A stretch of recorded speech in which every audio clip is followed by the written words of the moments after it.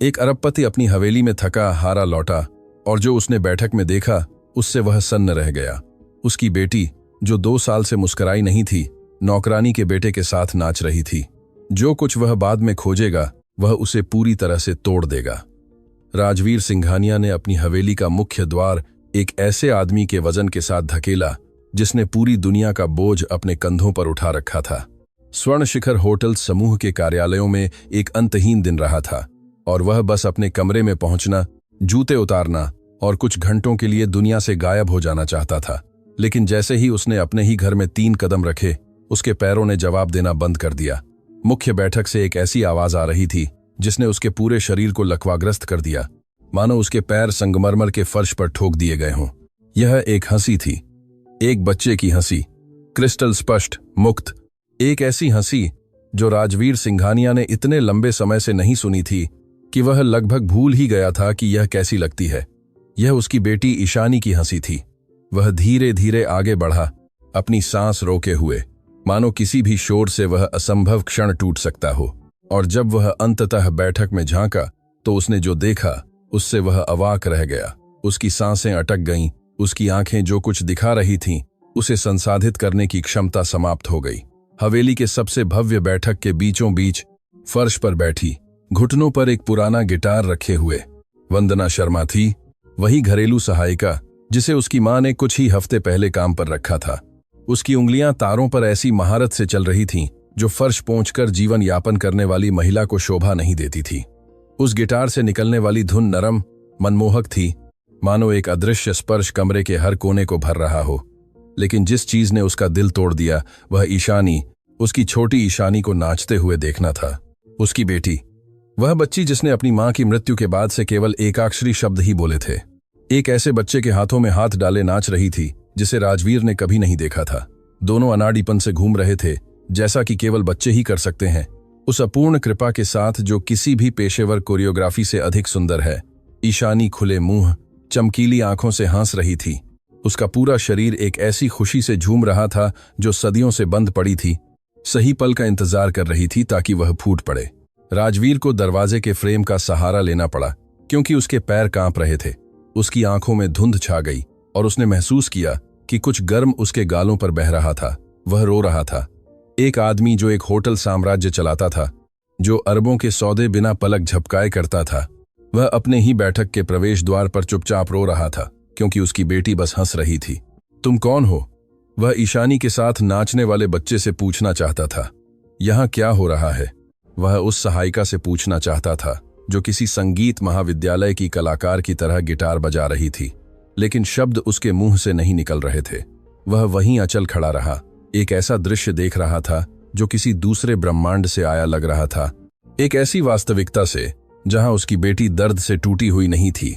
ईशानी के साथ नाचने वाला बच्चा उससे थोड़ा ही बड़ा होगा।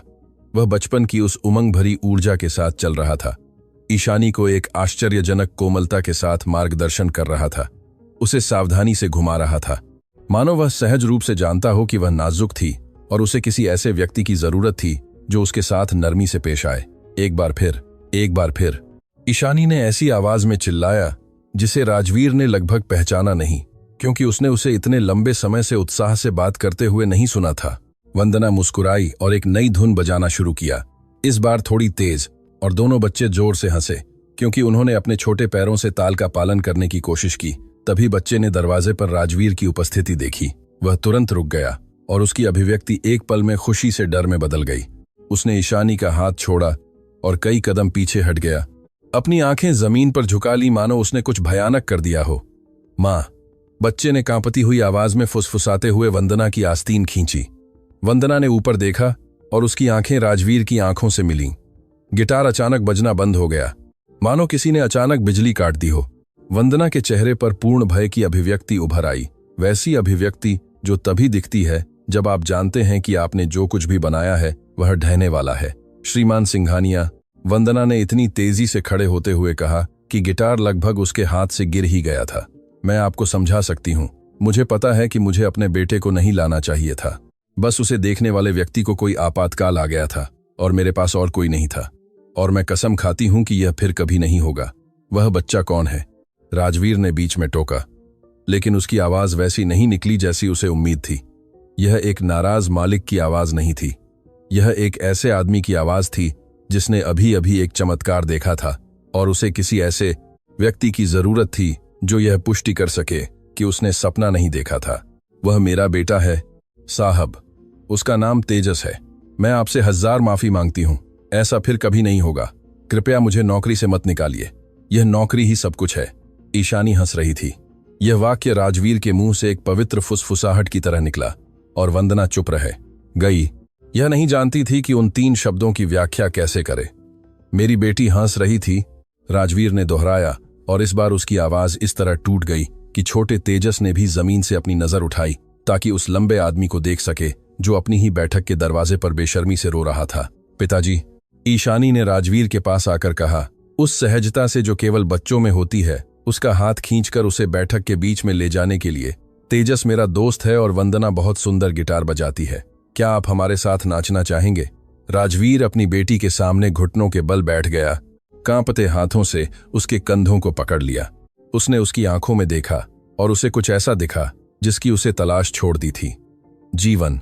उन आंखों में जीवन था जो इतने लंबे समय से खाली, बुझी हुई थीं, जैसे किसी वीरान घर की खिड़कियां। और वह जीवन महंगे थेरेपिस्टों, आयातित खिलौनों या अंतर्राष्ट्रीय थीम पार्कों की यात्राओं से नहीं लौटा था। यह एक पुराने गिटार, एक घरेलू सहायिका और एक बच्चे के कारण लौटा था जिसने उसे नाचना सिखाया था। कब से? वे यह कब से कर रहे हैं? राजवीर ने वंदना से पूछा, अपने आंसू अपनी हथेली से पोंछते हुए। वंदना ने घबराहट में निगला, स्पष्ट रूप से इस बात से भयभीत थी कि उसका जवाब उसे नौकरी से हाथ धोना पड़ सकता है। यह योजनाबद्ध नहीं था साहब। पहली बार जब मैं तेजस को लाई थी क्योंकि उसे छोड़ने के लिए कोई नहीं था। ईशानी सीढ़ियों पर अकेली बैठी थी। मेरा बेटा उसके पास गया और उसे खेलने के लिए कहा। उसने जवाब नहीं दिया, लेकिन वह जिद करता रहा। और जब मैंने सफाई करते हुए गिटार बजाना शुरू किया, ईशानी बस खड़ी हो गई और संगीत पर हिलने लगी, और किसी ने मुझे कुछ नहीं बताया। वंदना की चुप्पी किसी भी जवाब से ज्यादा वाकपटु थी। इससे पहले कि राजवीर सारी जानकारी संसाधित कर पाता, एक तीखी आवाज गलियारे से हवा में एक चाकू की तरह आई जिसने रेशम को फाड़ दिया। यह कैसा हंगामा है? शांति देवी सिंघानिया बैठक के प्रवेश द्वार पर उस सीधी मुद्रा और निर्मम नजर के साथ प्रकट हुई जिसे उन्होंने दशकों से इस घर को अपने राज्य की तरह चलाने में निखारा था। उनकी आंखें बिजली की गति से दृश्य पर घूम गईं। एक गिटार वाली सहायिका, उसके बैठक में एक अनजान बच्चा, उसकी पोती उस बच्चे का हाथ पकड़े हुए, और उसका बेटा आंसू भरी आंखों से जमीन पर घुटनों के बल बैठा हुआ। राजवीर, क्या तुम मुझे समझा सकते हो कि मेरे घर में एक अनजान बच्चा ईशानी के साथ क्यों खेल रहा है? शांति देवी ने ऐसी शांति से पूछा जो किसी भी चीख से ज्यादा डरावनी थी। दादी, वह मेरा दोस्त है, ईशानी ने ऐसी दृढ़ता से कहा जिसने बैठक में सभी को चौंका दिया, राजवीर को भी शामिल। शांति देवी ने अपनी पोती को ऐसे देखा मानो बच्ची ने कोई वर्जित शब्द बोल दिया हो। फिर उन्होंने अपनी नजर वंदना की ओर मोड़ दी और उनकी आंखों में जो कुछ झलका उससे तेजस स्वाभाविक रूप से अपनी मां के पीछे छिप गया। श्रीमती शर्मा, शांति देवी ने उस लहजे में कहा जिसका उपयोग वह घर में हर व्यक्ति को उनकी पदानुक्रम में सटीक जगह याद दिलाने के लिए करती थीं। आपको सफाई के लिए काम पर रखा गया था, मुख्य बैठक में बच्चों की पार्टियां आयोजित करने के लिए नहीं, और विशेष रूप से अपने बच्चों को ऐसे घर में लाने के लिए नहीं जो उनके लिए नहीं है। मां, राजवीर ने धीरे धीरे खड़े होते हुए हस्तक्षेप किया। ईशानी हंस रही थी। क्या आप समझती हैं इसका क्या मतलब है? मैं समझती हूं कि मेरी पोती को उचित संगति की जरूरत है, न कि। शांति देवी ने वाक्य पूरा करने से पहले ही रुक गईं, लेकिन नुकसान हो चुका था। बैठक में सभी समझ गए कि वह क्या कहने वाली थी। छोटे तेजस ने अपनी मां की पीठ के पीछे से ऊपर देखा और कुछ ऐसा कहा जिसने पूरे बैठक को सन्नाटे में डुबो दिया। श्रीमती जी, मैं तो बस ईशा के साथ खेलना चाहता था क्योंकि वह हमेशा बहुत उदास रहती है। मेरी मां कहती हैं कि जब कोई दुखी होता है तो हमें उसका हाथ थामना चाहिए और तब तक नहीं छोड़ना चाहिए जब तक वह फिर से मुस्कुराना न शुरू कर दे। शांति देवी ने जवाब देने के लिए मुंह खोला, लेकिन कोई शब्द नहीं निकला। बहुत समय बाद पहली बार किसी ने उन्हें निरुत्तर कर दिया था, और वह कोई और नहीं बल्कि एक बच्चा था जो मुश्किल से उनकी कमर तक आता था। यह बातचीत अभी खत्म नहीं हुई है, शांति देवी ने अंततः वंदना को विशेष रूप से संबोधित करते हुए कहा, एक ऐसी नजर के साथ जो एक मूक सजा थी। कल सुबह सबसे पहले हम इस घर में आपकी नौकरी की शर्तों पर बात करेंगे। और फिर वह पीछे हट गईं, अपने पीछे एक भारी चुप्पी छोड़ गईं जिसे कोई तोड़ने की हिम्मत नहीं कर रहा था। राजवीर ने वंदना की ओर देखा, जिसकी आंखें लाल थीं और वह अपने बेटे को अपने सीने से लगाए हुए थी, मानो उसे डर हो कि कोई उसे उससे छीन लेगा। फिर उसने ईशानी की ओर देखा, जिसने तेजस का हाथ फिर से पकड़ लिया था, बच्चों के उस मूक दृढ़ संकल्प के साथ जो कुछ मूल्यवान पाते हैं और उसे छोड़ना नहीं चाहते। वंदना, राजवीर ने ऐसी आवाज में कहा जो उस शांति को व्यक्त करने की कोशिश कर रही थी जो उसे महसूस नहीं हो रही थी।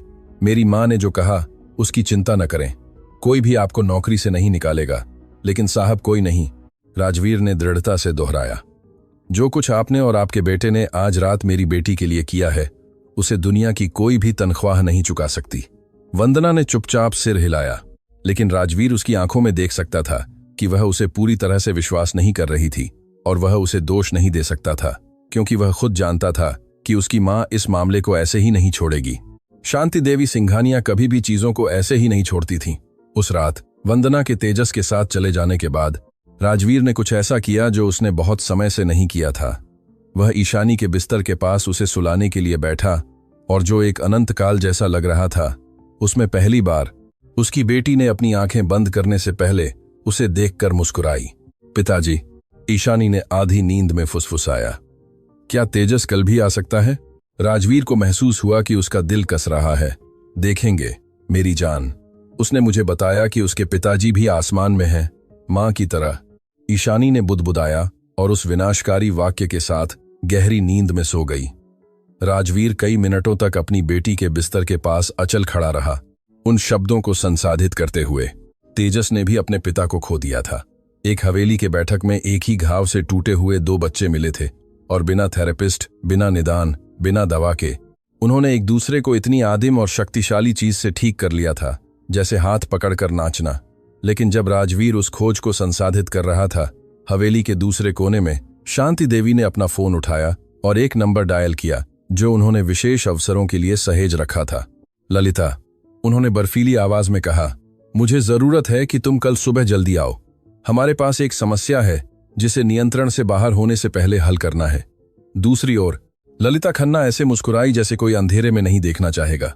मुझ पर भरोसा रखो शांति देवी, मैं इसी के लिए हूं। उन दोनों को नहीं पता था कि वह कॉल घटनाओं की एक श्रृंखला को जन्म देगी जो उस हवेली की नींव को हिला देगी और उन रहस्यों को उजागर करेगी जो वर्षों से दिखावे, झूठ और एक मिलीभगत की चुप्पी की परतों के नीचे दबे थे, जो सबसे विनाशकारी तरीके से टूटने वाली थी। अगली सुबह राजवीर अजीब सी भावना के साथ उठा। यह चिंता या घबराहट नहीं थी, यह जिज्ञासा थी, एक गहरी जिज्ञासा जो उसे अंदर ही अंदर खा रही थी, जैसे कि पिछली रात किसी ने एक लौ जलाई हो और वह बुझने से इनकार कर रही हो। वंदना शर्मा वास्तव में कौन थी? यह सवाल उसे कपड़े पहनते समय, सीढ़ियों से उतरते समय और हवेली के मुख्य भोजन कक्ष में अपनी कॉफी पीते समय सता रहा था। फर्श साफ करने वाली महिला उस तरह से गिटार नहीं बजाती थी। वंदना की उंगलियां तारों पर इतनी सहजता से चल रही थीं जैसे किसी ने वर्षों, शायद दशकों, इस वाद्य यंत्र में महारत हासिल करने में लगाए हों। उसकी कहानी में कुछ ऐसा था जो फिट नहीं बैठ रहा था। पहेली का एक टुकड़ा गायब था और राजवीर सिंघानिया एक ऐसे आदमी थे जो अधूरी पहेलियों के साथ नहीं रह सकते थे। लेकिन इससे पहले कि वह अपने विचारों को व्यवस्थित कर पाता, ललिता खन्ना पहले ही भोजन कक्ष में एक कप चाय लिए बैठी थी और एक मुस्कान के साथ जो दर्पण के सामने अभ्यास की हुई लग रही थी। शुभ प्रभात राजवीर, ललिता ने उस आत्मीयता से कहा जो उसने खुद को तब से दी थी जब शांति देवी ने उसे घर का प्रबंधक नियुक्त किया था। तुम्हारी मां ने मुझे बताया कि कल रात क्या हुआ था। तुम्हें उस स्थिति को देखकर बहुत असहज महसूस हुआ होगा। राजवीर ने अपनी कॉफी के कप के ऊपर से उसे देखा। असहज? मेरी बेटी वर्षों में पहली बार हंसी। ललिता, यह असहज नहीं था, यह मेरे साथ हुई सबसे अच्छी बात थी। बेशक बेशक, ललिता ने जल्दी से जवाब दिया, अपने लहजे को ऐसे बदला जैसे कोई चैनल बदल रहा हो। मेरा मतलब है कि मैं उस पल की भावना को समझती हूं, लेकिन तुम्हारी मां की चिंता करना सही है। हमें उस महिला या उसके बेटे के बारे में कुछ नहीं पता और एक अनजान बच्चे को ईशानी तक इतनी नाजुक भावनात्मक स्थिति में खुली पहुंच देना। तेजस मेरी बेटी के लिए खतरा नहीं है, राजवीर ने ऐसी दृढ़ता से बीच में टोका जिसने उसे भी आश्चर्यचकित कर दिया। कोई नहीं कह रहा है कि वह है, ललिता ने अपनी आवाज को ऐसे नरम करते हुए जवाब दिया जैसे काटने से पहले कोई सांप दुलारता हो। मैं बस यह कह रही हूं कि थोड़ा शोध करना, यह जानना कि वह महिला कौन है, इससे पहले कि आप अपने घर और अपने परिवार के दरवाजे उसके लिए खोलें, समझदारी होगी। राजवीर चुप रहा और हालांकि उसे यह स्वीकार करने में बुरा लग रहा था, उसका एक हिस्सा यह मानता था कि ललिता का एक बिंदु था, वंदना पर अविश्वास के कारण नहीं, बल्कि इसलिए कि उसे यह समझने की जरूरत थी कि इतनी संगीत प्रतिभा वाली महिला दूसरों की हवेली की सफाई करने के लिए कैसे आ गई थी। उसी सुबह राजवीर ने एक निर्णय लिया। सीधे स्वर्ण शिखर होटल्स के कार्यालय जाने के बजाय उसने अपने निजी सहायक, एक समझदार और कुशल व्यक्ति गोपाल सिंह से वंदना शर्मा के पृष्ठभूमि की जांच करने के लिए कहा। वह कोई आक्रामक या पुलिस जांच नहीं चाहता था, वह बस उसकी कहानी समझना चाहता था। इस बीच सेवा रसोई में वंदना कांपते हाथों से सफाई का सामान तैयार कर रही थी। वह पूरी रात सोई नहीं थी। शांति देवी के शब्द उसके सिर में एक बवंडर की तरह घूम रहे थे, जो उसने जो कुछ भी बनाया था उसे मिटाने की धमकी दे रहा था। यह नौकरी उसका एकमात्र सहारा थी। उसके और सड़क के बीच, तेजस और भूख के बीच एकमात्र बाधा। माँ, क्या तुम ठीक हो? तेजस ने पूछा, जो रसोई के एक कोने में एक पुरानी नोटबुक में चित्र बना रहा था। अपनी माँ के अपने पहले काम खत्म करने का इंतजार कर रहा था, इससे पहले कि वह उसे पड़ोस के सामुदायिक स्कूल में छोड़ दे। मैं ठीक हूं मेरी जान, वंदना ने उस क्षमता से झूठ बोला जो माताएं डर को मुस्कुराहट से छिपाने के लिए विकसित करती हैं। मैं बस थोड़ी थकी हुई हूं। कल की महिला नाराज है क्योंकि मैं ईशा के साथ खेला? तेजस ने अपने चित्र से नजर हटाए बिना पूछा। बच्चों की उस क्रूर धारणा के साथ जिन्होंने माहौल को पढ़ना सीख लिया है ताकि वे जीवित रह सकें। वंदना अपने बेटे के पास घुटनों के बल बैठ गई और उसके सिर पर हाथ फेरा। इसकी चिंता मत करो तेजस, तुमने कुछ भी गलत नहीं किया। किसी उदास व्यक्ति के साथ खेलना सबसे अच्छी चीजों में से एक है जो कोई भी कर सकता है। मेरे पिताजी यही कहते थे। तेजस ने सहजता से जवाब दिया, जैसे कोई मौसम का जिक्र कर रहा हो। वे कहते थे कि संगीत और दोस्ती सब कुछ ठीक कर देते हैं। वंदना को खुद को रोकना पड़ा ताकि उसका बेटा उसे रोते हुए न देखे। उसके पति का जिक्र हमेशा एक ऐसा घाव खोल देता था जो कभी भरता नहीं था। लेकिन इससे पहले कि वह जवाब दे पाती, रसोई का दरवाजा खुला और कोई ऐसा व्यक्ति प्रकट हुआ जिसकी वंदना को इतनी जल्दी आने की उम्मीद नहीं थी। राजवीर सिंघानिया सेवा रसोई के दरवाजे पर खड़ा था, एक ऐसी जगह जहां वह शायद वर्षों से नहीं गया होगा।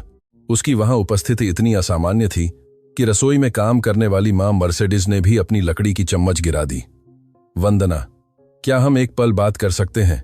राजवीर ने ऐसे लहजे में पूछा जो आकस्मिक होने की कोशिश कर रहा था लेकिन घबराहट को उजागर कर रहा था। वंदना तुरंत खड़ी हो गई, अनजाने में अपने कपड़ों को हाथों से चिकना करते हुए। जरूर श्रीमान सिंघानिया, अगर आपको बुरा न लगे तो पुस्तकालय में, और आप तेजस को भी ला सकते हैं अगर आप चाहें। वंदना और तेजस राजवीर के पीछे हवेली के गलियारों से होते हुए पुस्तकालय तक गए। एक विशाल कमरा, छत तक अलमारियों से भरा हुआ और जिसमें पुरानी लकड़ी और भूली हुई किताबों की गंध आ रही थी।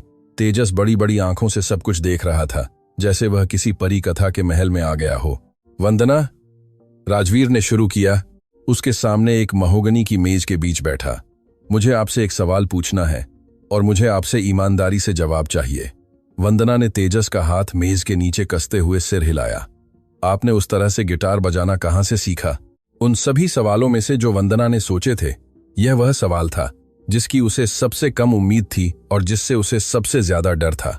उसका चेहरा बदल गया, मानो किसी ने एक ऐसा दरवाजा खोल दिया हो जिसे वह वर्षों से बंद रखने की कोशिश कर रही थी। वह एक और जीवन में था। श्रीमान सिंघानिया, वंदना ने धीमी आवाज में जवाब दिया, एक ऐसा जीवन जो अब मौजूद नहीं है। मैं उस जीवन को जानना चाहूंगा। राजवीर ने विनम्रता से जोर दिया, आपके बॉस के रूप में नहीं, बल्कि एक बच्ची के पिता के रूप में जो कल रात आपकी वजह से मुस्कुराई। वंदना कुछ देर तक चुप रही। तेजस उसे उन आंखों से देख रहा था जो कहानी के कुछ हिस्सों को जानती थीं, लेकिन पूरी नहीं। अंततः वंदना ने गहरी सांस ली और बोलना शुरू किया, मैंने बहुत छोटी उम्र से संगीत का अध्ययन किया। मेरे पिताजी बढ़ई थे, लेकिन उन्हें दुनिया में किसी भी चीज से ज्यादा गिटार पसंद था। उन्होंने मुझे पढ़ने से पहले ही मेरे पहले तार सिखा दिए थे। जब मैं बड़ी हुई तो मैंने राष्ट्रीय संगीत महाविद्यालय में अध्ययन करने के लिए छात्रवृत्ति जीती। मैं अपने परिवार में विश्वविद्यालय जाने वाली पहली व्यक्ति थी। राजवीर बिना किसी रुकावट के सुनता रहा, हर शब्द से मुग्ध। महाविद्यालय में अपने वर्षों के दौरान उन्होंने मुझसे कहा कि मुझ में कुछ खास है, केवल तकनीक नहीं बल्कि कुछ ऐसा जिसे सिखाया नहीं जा सकता। मुझे वियना के अंतर्राष्ट्रीय शास्त्रीय संगीत समारोह में देश का प्रतिनिधित्व करने के लिए चुना गया था।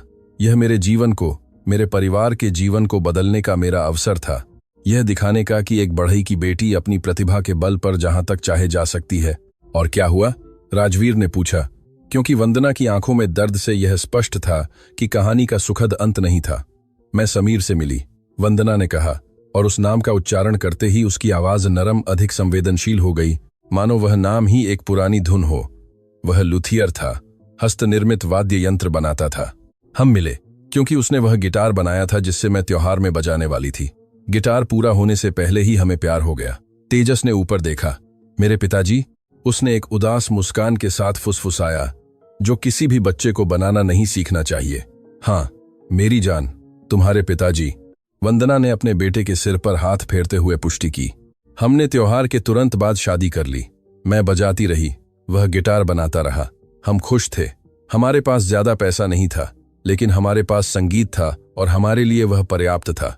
और जो गिटार आप कल रात बजा रही थीं? राजवीर ने पूछा, टुकड़ों को जोड़ना शुरू करते हुए। वह समीर द्वारा बनाया गया आखिरी गिटार था, वंदना ने जवाब दिया, और उसकी आवाज अंततः टूट गई। उसने दुर्घटना से हफ्ते पहले इसे पूरा किया था। उस दिन वह किसी और दिन की तरह सुबह जल्दी वर्कशॉप गया था। मैंने कभी कल्पना नहीं की थी कि वह आखिरी बार होगा जब मैं उसे जीवित देखूंगी।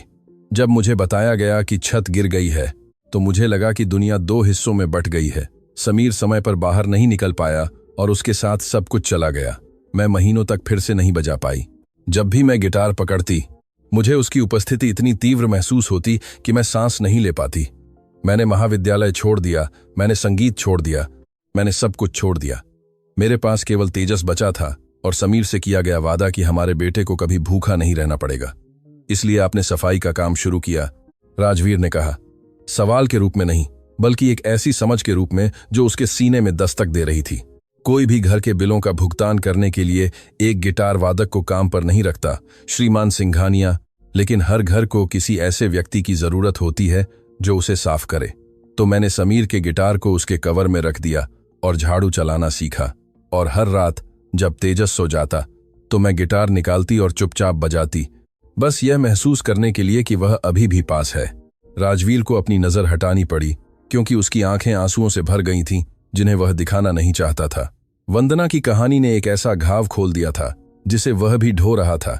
एक ऐसे आदमी का घाव जिसने अपनी प्रिय पत्नी को खो दिया था और यह नहीं जानता था कि कैसे आगे बढ़ना है। हर दिन स्कूल के बाद उसे यहां आने दो, ईशानी के साथ खेलने दो, तुम गिटार बजाओ, वे वही करें जो उन्होंने कल रात किया था। हर दिन। श्रीमान सिंघानिया, आपकी मां मेरी मां की चिंता मैं करूंगा। राजवीर ने गोपाल सिंह का संदेश 3 बार पढ़ा इससे पहले कि उसने उसे फोन करने के लिए उठाया। उसके हाथ कांप रहे थे जब उसने नंबर डायल किया और बिना जवाब के गुजरने वाला हर सेकंड एक अनंत काल जैसा लग रहा था। जब गोपाल ने अंततः जवाब दिया तो उसकी आवाज में वह गंभीर लहजा था जिसका उपयोग वह केवल तब करता था जब खबर गंभीर होती थी।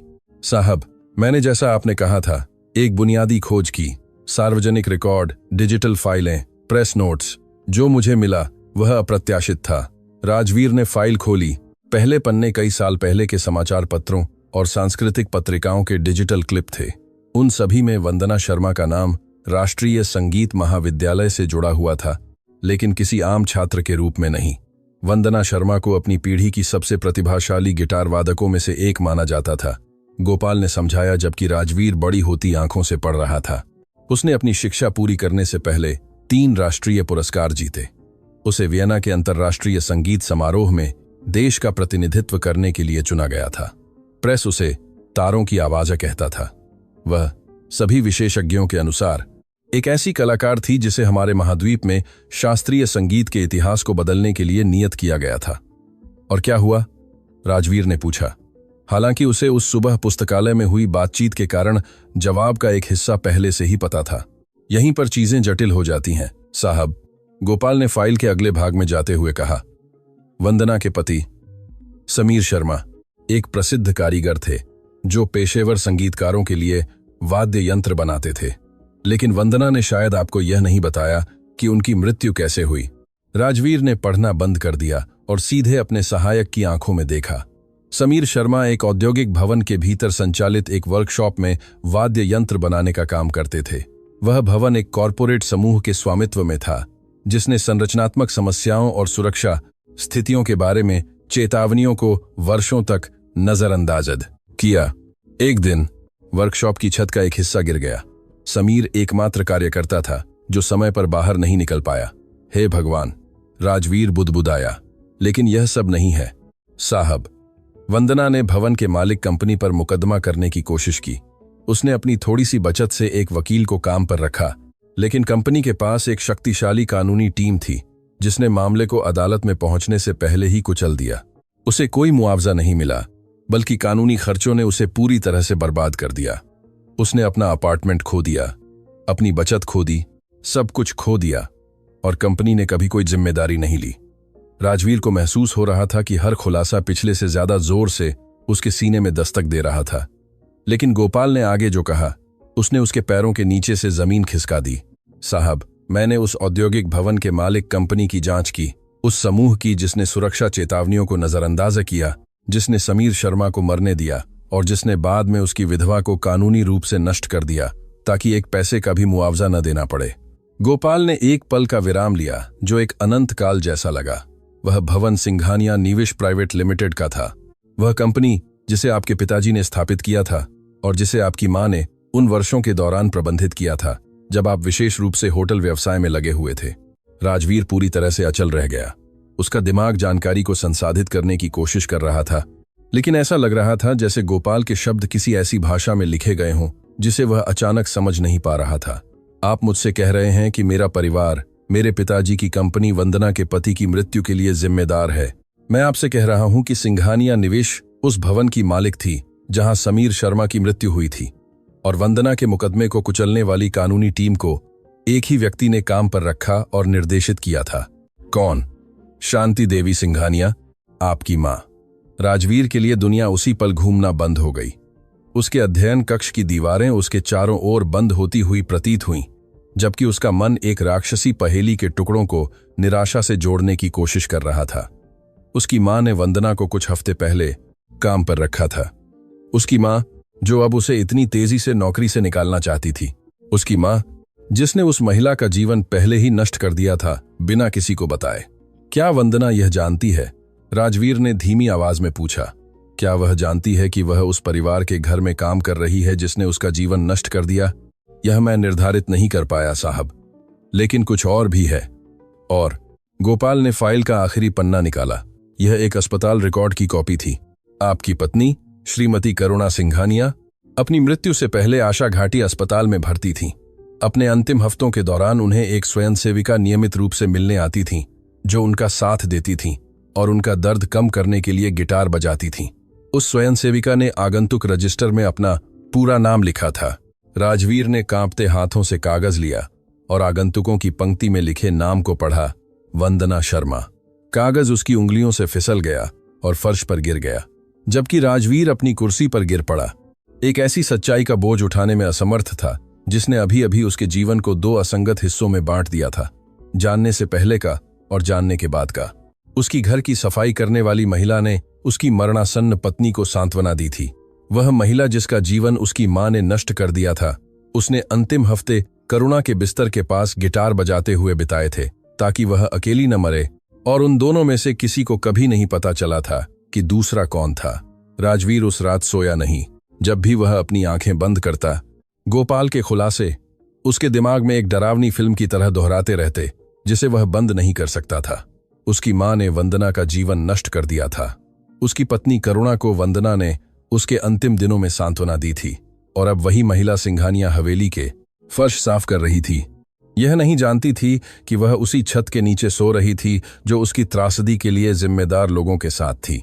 या शायद वह जानती थी। यही संभावना उसे सबसे ज्यादा सता रही थी। और अगर वंदना ने जानबूझकर यह नौकरी खोजी थी, और अगर सब कुछ एक सावधानी पूर्वक तैयार की गई प्रतिशोध की योजना का हिस्सा था, और अगर गिटार, ईशानी के साथ खेल, तेजस के साथ संबंध एक प्रतिशोध की योजना के टुकड़े थे। लेकिन फिर राजवीर को पुस्तकालय में समीर के बारे में बात करते समय वंदना की आंखों की याद आई। उसे उसकी आवाज कांपते हुए, उसके बेटे को उसे आश्चर्य और चिंता के मिश्रण से देखते हुए याद आया। कोई भी उस स्तर के दर्द का ढोंग नहीं कर सकता था। कोई भी उस तरह की सच्चाई नहीं बना सकता था। अगली सुबह राजवीर ने एक निर्णय लिया जिसने उसे डर से भर दिया, लेकिन वह जानता था कि यह आवश्यक था। वह वंदना से बात करने और उसे सब कुछ बताने वाला था जो उसने खोजा था। वह उस रहस्य को ढोते हुए उसकी आंखों में देखना जारी नहीं रख सकता था, लेकिन इससे पहले कि वह उसे ढूंढ पाता, कुछ ऐसा हुआ जिसने उस दिन का पूरा रास्ता बदल दिया। ईशानी गुनगुनाते हुए उठी। राजवीर गलियारे में था जब उसने अपनी बेटी के कमरे से आती धुन सुनी। वह अपने हाथ दिल पर रखकर रुका। कुछ दिनों में दूसरी बार एक ऐसी आवाज से लकवाग्रस्त हो गया जिसे वह असंभव मानता था। वह अधूरे खुले दरवाजे के पास गया और ईशानी को अपने बिस्तर पर बैठे हुए देखा, अपने नंगे पैर हिलाते हुए, जबकि वह वही गाना गुनगुना रही थी जो वंदना ने उस पहली रात गिटार पर बजाया था। पिताजी, ईशानी ने उसे दरवाजे पर देखते ही कहा, आज तेजस आएगा। राजवीर अपनी बेटी के बिस्तर के पास घुटनों के बल बैठ गया और उसके बालों पर हाथ फेरा। हाँ मेरी जान, आज तेजस आएगा। मैं चाहती हूं कि वह मुझे और बेहतर नाचना सिखाए। वह बिना गिरे बहुत घूमना जानता है। राजवीर की आंखों में नमी थी। वह मुस्कुराया। उसकी बेटी गतिविधियों की योजना बना रही थी, इच्छाएं व्यक्त कर रही थी, भविष्य की ओर देख रही थी। ऐसी चीजें जिन्हें सर्वश्रेष्ठ विशेषज्ञों ने वर्षों तक बिना किसी परिणाम के प्राप्त करने की कोशिश की थी। उसने वंदना से बात करने से पहले एक पेशेवर राय लेने का फैसला किया। उसने डॉ. आनंद वर्मा को फोन किया, वही बाल चिकित्सक जो करुणा के निधन के बाद से ईशानी का इलाज कर रहे थे। डॉ. वर्मा शांत आवाज और गहरी नजर वाले व्यक्ति थे, जिन्होंने अपना जीवन बच्चों के अदृश्य घावों को ठीक करने के लिए समर्पित कर दिया था। आप जो वर्णन कर रहे हैं वह असाधारण है, श्रीमान सिंघानिया, डॉ. वर्मा ने सब कुछ सुनने के बाद कहा। ईशानी ने अपनी मां के खोने के प्रति एक रक्षा तंत्र के रूप में एक भावनात्मक दीवार बना ली थी। किसी भी पारंपरिक चिकित्सीय तकनीक ने इसे भेदने में सफलता नहीं पाई थी, क्योंकि वह दीवार सबसे मजबूत सामग्री से बनी थी जो मौजूद है, एक बच्चे का दर्द जिसने अपने सबसे प्यारे व्यक्ति को खो दिया था। और यह कैसे संभव है कि एक बच्चे और एक गिटार ने वह हासिल कर लिया जो वर्षों की थेरेपी नहीं कर पाई, क्योंकि बच्चे दर्द का विश्लेषण नहीं करते, श्रीमान सिंघानिया। बच्चे बस उसे महसूस करते हैं। और जब ईशानी को एक और बच्चा मिला जो उसी घाव को ढो रहा था, तो कुछ ऐसा हुआ जिसे मनोविज्ञान में हम भावनात्मक पहचान कहते हैं।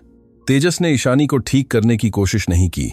उसने बस उसे दिखाया कि वह अकेली नहीं थी, और यह उसके लिए पर्याप्त था कि वह पहली बार यह तय करे कि फिर से महसूस करना सार्थक था।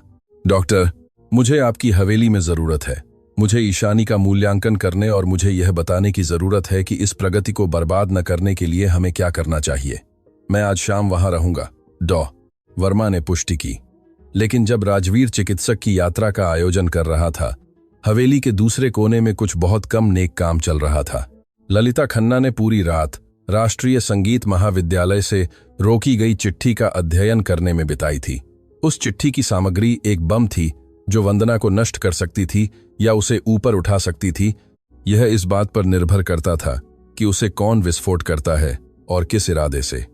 चिट्ठी में वंदना को सूचित किया गया था कि महाविद्यालय ने असाधारण परिस्थितियों के कारण अपनी पढ़ाई छोड़ चुके प्रतिभाशाली पूर्व छात्रों के लिए एक विशेष पुनः एकीकरण कार्यक्रम शुरू किया है। कार्यक्रम में पूर्ण छात्रवृत्ति, अंतर्राष्ट्रीय शिक्षकों तक पहुंच और संगीत करियर को वहीं से फिर से शुरू करने की संभावना शामिल थी जहां उसने उसे छोड़ा था। महाविद्यालय न केवल वंदना शर्मा को याद कर रहा था, बल्कि उसे सक्रिय रूप से ढूंढ रहा था, क्योंकि उसके एक पुराने प्रोफेसर ने अपनी पीढ़ी के खोए हुए प्रतिभाओं को वापस लाने के लिए एक अभियान शुरू किया था। ललिता ने तुरंत उस जानकारी की शक्ति को समझा। अगर वंदना को वह चिट्ठी मिलती तो उसे सिंघानिया हवेली से दूर अपना जीवन फिर से बनाने का मौका मिलता। वह चली जाती, तेजस को साथ ले जाती और ईशानी, वह एकमात्र संबंध खो देती जिसने उसे फिर से मुस्कुराना सिखाया था। राजवीर वंदना को उन्हें छोड़ने के लिए दोषी ठहराता और सब कुछ पहले जैसा हो जाता। लेकिन ललिता सिर्फ यह नहीं चाहती थी कि वंदना चली जाए, वह चाहती थी कि वह अपमानित होकर, कलंकित होकर जाए, एक ऐसी व्यक्ति के रूप में जिसे कभी भरोसा नहीं किया जा सकता। क्योंकि ललिता ने देखा था कि राजवीर वंदना को कैसे देख रहा था और उसने उस नजर को पहचान लिया था। यह वही नजर थी जिसका वह वर्षों से राजवीर से अपने लिए इंतजार कर रही थी। तो ललिता ने एक योजना बनाई, एक योजना जिसे उसने उसी सुबह शांति देवी को पीछे के बगीचे में चाय पीते हुए प्रस्तुत किया। हम उसे चिट्ठी नहीं देंगे, ललिता ने उस सटीकता से समझाया जैसे किसी ने हर विवरण का अध्ययन किया हो, लेकिन हम इसका उपयोग करेंगे। हम ऐसा दिखावा करेंगे कि वंदना ने अपने पद का उपयोग इस घर में व्यक्तिगत लाभ के लिए किया, कि वह जानबूझकर ईशानी के पास राजवीर का विश्वास जीतने और संपर्क प्राप्त करने के लिए गई, ताकि वह संगीत की दुनिया में वापस आ सके। शांति देवी ध्यान से सुन रही थीं और उनकी आंखों में कुछ ऐसा चमक रहा था जिसे ललिता ने अनुमोदन के रूप में समझा। लेकिन सच्चाई यह थी कि शांति देवी के दिमाग में कहीं ज्यादा जटिल और गहरे समीकरण काम कर रहे थे। वह न केवल अपने घर को एक ऐसी सहायिका से बचाना चाहती थीं जिसने सीमाएं लांघी थीं, उन्हें वंदना को गायब करने की जरूरत थी, इससे पहले कि कोई सिंघानिया निवेश और समीर शर्मा की मृत्यु के बीच संबंध का पता लगाता। क्योंकि अगर राजवीर ने उस सच्चाई का पता लगा लिया तो वह न केवल अपने बेटे को हमेशा के लिए खो देगा, बल्कि पूरे पारिवारिक साम्राज्य एक ऐसे घोटाले के वजन के नीचे ढह जाएगा जिसे कोई भी वकील रोक नहीं सकता था। करो, शांति देवी ने ऐसी ठंडक से कहा जैसे कोई सजा पर हस्ताक्षर कर रहा हो। लेकिन यह साफ सुथरा होना चाहिए, मैं कोई घोटाला नहीं चाहती। उसी दोपहर जब डॉ वर्मा पुस्तकालय में ईशानी का मूल्यांकन कर रहे थे, ललिता ने अपनी योजना का पहला चरण निष्पादित किया। उसने इंतजार किया जब वंदना हवेली के पश्चिमी विंग की सफाई कर रही थी और चुपचाप उस छोटे से कमरे में घुस गई जिसका उपयोग सहायिका काम के दौरान अपनी चीजें रखने के लिए करती थी। वहां उसे वही मिला जिसकी वह तलाश कर रही थी, समीर के गिटार का कवर। ललिता ने सावधानी से कवर खोला और उसके अंदर एक ऐसी चीज रख दी जिससे वंदना की पूरी दुनिया ढह जाती। एक हीरे का कड़ा जो शांति देवी का था, एक पुरानी पारिवारिक अमूल्य चीज, वह चीज जिसकी गुमशुदगी से तुरंत जांच होती, और एक सहायिका की चीजों में जिसका मिलना किसी भी संदेह के लिए कोई जगह नहीं छोड़ता। उसने कवर बंद कर दिया, उसे ठीक उसी तरह छोड़ दिया जैसे उसने उसे पाया था, और उसी विवेक के साथ कमरे से बाहर निकल गई जैसे वह अंदर आई थी। कड़े के गुम होने की रिपोर्ट उसी रात दर्ज की जाएगी। खोज अनिवार्य रूप से वंदना की चीजों तक पहुंचती, और जब वे राजवीर के सामने उस कवर के लिए परिवार अंदर कर रही है और उन्हीं पर आना चाह रहा को खोलते, तो गिटार वादक को बचाने के लिए कोई भी संभव स्पष्टीकरण नहीं होता। इस बीच पुस्तकालय में डॉ वर्मा ईशानी के मूल्यांकन को ऐसे परिणामों के साथ समाप्त कर रहे थे जिसने राजवीर को अवाक कर दिया। आपकी बेटी ने एक भावनात्मक प्रगति का अनुभव किया है जिसे मैं असाधारण कहूंगा, डॉ ने वास्तविक आश्चर्य की अभिव्यक्ति के साथ अपने नोट्स की समीक्षा करते हुए कहा। उसने न केवल सकारात्मक भावनाओं को व्यक्त करने की क्षमता वापस पाई है, बल्कि वह नए भावनात्मक बंधन विकसित कर रही है, कुछ ऐसा जो हफ्तों पहले पूरी तरह से असंभव लग रहा था। और आप मुझे क्या सलाह देते हैं डॉक्टर? कुछ भी न बदले। ईशानी का उस बच्चे और वंदना के संगीत के साथ संबंध एक ऐसे स्तर पर चिकित्सीय है जिसे विज्ञान अभी समझना शुरू कर रहा है। इस बंधन को अब बाधित करना उस पौधे को उखाड़ने जैसा होगा जो वर्षों के सूखे के बाद अभी अभी अंकुरित हुआ है।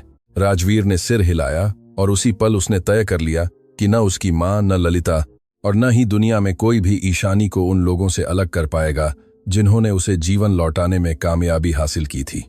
लेकिन जीवन में हमारी दृढ़ता को ठीक उसी पल में परखने का एक क्रूर तरीका है जब हम सबसे मजबूत होने का विश्वास करते हैं।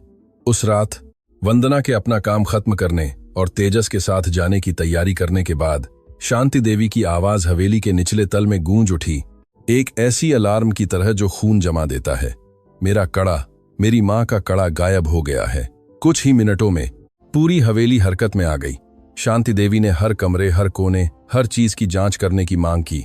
ललिता संदिग्ध दक्षता के साथ खोज का निर्देशन कर रही थी, कर्मचारियों को उस विंग की ओर सटली निर्देशित कर रही थी जहां वंदना अपनी चीजें रखती थी।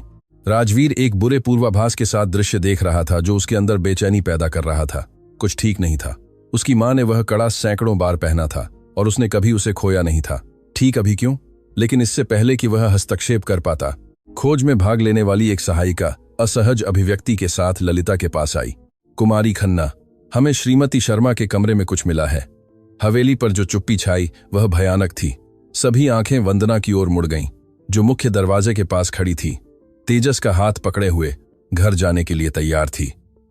उसके चेहरे पर पूर्ण भ्रम था, किसी ऐसे व्यक्ति का जिसने यह नहीं समझा कि अचानक हर कोई उसे ऐसे क्यों देख रहा था जैसे उसने कोई अक्षम्य अपराध कर दिया हो। ललिता वंदना के कमरे की ओर गई और खुले गिटार के कवर को पकड़े हुए वापस लौटी। अंदर बैठक की रोशनी में एक मूक आरोप की तरह चमक रहा था। शांति देवी का हीरे का कड़ा था। नहीं, वंदना ने फुसफुसाते हुए कहा। एक कदम पीछे हटते हुए अपना सिर हिलाया। यह संभव नहीं है, मैंने कभी। सबूत खुद बोलते हैं। शांति देवी ने ऐसी ठंडक से फैसला सुनाया जो सूरज को भी जमा सकती थी। राजवीर दृश्य को देख रहा था, महसूस कर रहा था कि उसका दिमाग प्रति सेकंड 1000 संभावनाओं को संसाधित कर रहा था। समीर का गिटार। उन्होंने कड़ा समीर के गिटार के अंदर रखा था, किसी बैग में नहीं, किसी दराज में नहीं, बल्कि वंदना के पास सबसे पवित्र वस्तु में। और यही वह बात थी जिसका कोई मतलब नहीं था, क्योंकि कोई भी व्यक्ति जो चोरी की चीज छिपाता है उसे उस एकमात्र जगह पर नहीं रखता जिसे वह अपने जीवन से ज्यादा सुरक्षित रखता है। किसी ने वह कड़ा वहां रखा था, किसी ऐसे व्यक्ति ने जो जानता था कि वह गिटार वंदना के लिए क्या मायने रखता है, और जिसने जानबूझकर उस छिपने की जगह को चुना था ताकि आरोप और ज्यादा विनाशकारी और ज्यादा व्यक्तिगत और ज्यादा खंडन करना असंभव हो। और जब राजवीर इस निष्कर्ष पर पहुंचा तो छोटे तेजस ने अपनी मां का हाथ छोड़ा, एक कदम आगे बढ़ा और एक बच्चे की कांपती हुई लेकिन दृढ़ आवाज में, जिसने चुप रहने के लिए बहुत ज्यादा अन्याय देखा था, कुछ ऐसा कहा जिसने सभी उपस्थित लोगों को अपनी जगह पर जड़ दिया। मेरी मां उस गिटार के अंदर कुछ भी कभी नहीं रखेंगी। वह गिटार मेरे पिताजी का है। यह हमारे पास सबसे महत्वपूर्ण चीज है। अगर किसी ने वह वहां रखा है तो वह किसी ने किया है जो मेरी मां को नुकसान पहुंचाना चाहता है। और मैं जानता हूं कि इस घर में ऐसे लोग हैं जो हमें यहां नहीं चाहते। तेजस की आंखें किसी को विशेष रूप से इंगित किए बिना बैठक में ऐसी स्पष्टता के साथ घूमी जिसने शांति देवी को भी हिला दिया। और ललिता ने अपनी परिपूर्ण योजना बनाने के बाद पहली बार कुछ ऐसा महसूस किया जिसकी उसने उम्मीद नहीं की थी। डर, एक बच्चे का डर जिसने अभी अभी सबसे खतरनाक सच्चाई बोली थी। इसलिए नहीं कि उसके पास सबूत थे, बल्कि इसीलिए कि उसने उसे उस अटूट विश्वास के साथ कहा था जो अपनी मां के दिल को दुनिया में किसी और से बेहतर जानता था। तेजस के शब्द बैठक की हवा में एक ऐसी सजा की तरह तैरते रहे जिसे कोई छूने की हिम्मत नहीं कर रहा था। राजवीर ने बच्चे की ओर ऐसी प्रशंसा से देखा जो उसके सीने में दर्द कर रही थी, क्योंकि उस छोटे से बच्चे ने अभी अभी वह किया था जो इस हवेली में किसी भी वयस्क में करने की हिम्मत नहीं थी, सच्चाई को बिना किसी आभूषण या गणना के बोलना। लेकिन शांति देवी ऐसी महिला नहीं थीं जो किसी बच्चे के शब्दों से अस्थिर हो जाएं। कितना मार्मिक, उसने उस बर्फीली मुस्कान के साथ कहा जिसका वह उपयोग करती थी जब उसे खतरा महसूस होता था, लेकिन वह कभी स्वीकार नहीं करती थी। एक बच्चा अपनी मां का बचाव कर रहा है, यह स्वाभाविक है, यह समझने योग्य है, लेकिन भावनाएं सबूतों को नहीं मिटाती हैं। कड़ा आपकी चीजों के अंदर था, श्रीमती शर्मा। यह एक तथ्य है, एक ऐसा तथ्य जिसे किसी ने बनाया। राजवीर ने एक कदम आगे बढ़ते हुए जवाब दिया, अपनी मां और वंदना के बीच एक मानव ढाल की तरह खड़ा हो गया। क्या तुम इस घर में किसी पर झूठे सबूत गढ़ने का आरोप लगा रहे हो? शांति देवी ने अविश्वसनीय रूप से आईब्रो उठाते हुए पूछा, पूरी तरह से अभिनय करते हुए। किस पर? राजवीर। मुझ पर, ललिता पर, उस कर्मचारियों पर जो वर्षों से यहां अटूट निष्ठा के साथ काम कर रहे हैं।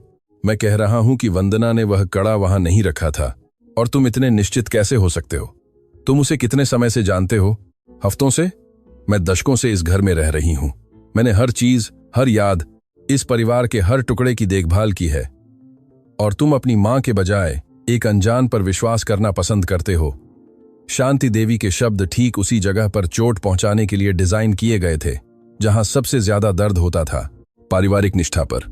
और राजवीर महसूस कर सकता था कि वे शब्द अपना लक्ष्य पा रहे थे, क्योंकि जो कुछ भी वह जानता था, गोपाल के खुलासे के बावजूद वह अभी भी उसकी मां थी। वह महिला जिसने उसे पाला था, जिसने उसे उसके जीवन के सबसे बुरे क्षणों में साथ दिया था, जिसने अपने पिता की मृत्यु के बाद इस परिवार को संभाला था। यह उसी हिचकिचाहट का क्षण था जिसे वंदना ने किसी ऐसे व्यक्ति की संवेदनशीलता के साथ महसूस किया जिसने जीवित रहने के लिए चुप्पी पढ़ना सीख लिया था। श्रीमान सिंघानिया, वंदना ने ऐसी आवाज में कहा जिसने अराजकता के बीच एक अप्रत्याशित शांति पाई थी। आपको मेरे लिए अपनी मां से लड़ने की जरूरत नहीं है। मैं जानती हूं मैंने क्या किया और क्या नहीं किया। मेरा विवेक शांत है। वह झुकी, कड़ा अभी भी अंदर था, गिटार के कवर को लिया और उसे धीरे से बैठक की मेज पर रख दिया। फिर उसने समीर का गिटार निकाला, दुनिया में उसकी एकमात्र वास्तविक महत्वपूर्ण चीज, और उसे अपने सीने से लगा लिया जैसे कोई जीवित व्यक्ति को गले लगा रहा हो। आप कड़ा रख सकते हैं, आप मेरे जीवन के हर कोने की जांच कर सकते हैं अगर आप चाहें। आपको कुछ नहीं मिलेगा, क्योंकि कुछ भी नहीं है। इस घर से मैं केवल वही ले जा रही हूं जो मैं अपने साथ लाई थी, मेरा गिटार और मेरा बेटा। वंदना, रुको, राजवीर ने निराशा में कहा, लेकिन वह पहले ही दरवाजे की ओर जा रही थी। माँ, क्या हम अब वापस नहीं जाएंगे? तेजस ने धीमी आवाज में पूछा, चलते हुए उसका हाथ पकड़ा। वंदना ने जवाब नहीं दिया। वह नहीं कर सकती थी, क्योंकि अगर उसने उस पल में अपना मुंह खोला होता तो वह उन लोगों के सामने पूरी तरह से टूट जाती जिन्होंने उसके अपमान का आयोजन किया था। और यह कुछ ऐसा था जिसे उसका गर्व, उसकी एकमात्र अक्षुण्ण विरासत, अनुमति देने को तैयार नहीं था। आने वाले दिन सिंघानिया हवेली ने करुणा की मृत्यु के बाद से सबसे काले दिन देखे। ईशानी ने गुनगुनाना बंद कर दिया। उसने किसी को उसके साथ खेलने के लिए कहना बंद कर दिया।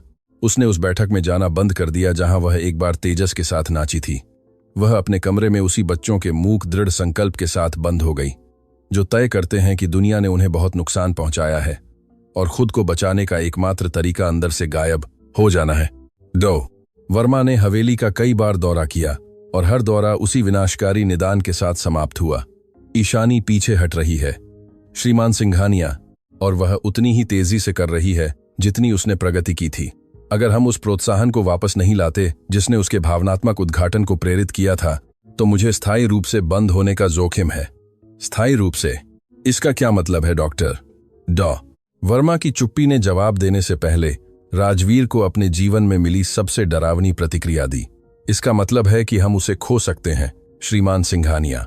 शारीरिक रूप से नहीं, बल्कि भावनात्मक रूप से। बाल भावनात्मक बंद होने की प्रक्रिया में एक ऐसा बिंदु होता है जिससे वापस नहीं आया जा सकता। अगर ईशानी उस दहलीज को पार करती है तो कोई थेरेपी, कोई प्रोत्साहन, कोई हस्तक्षेप उसे वापस नहीं ला पाएगा। राजवीर वर्मा के अध्ययन से कांपते हुए बाहर निकला।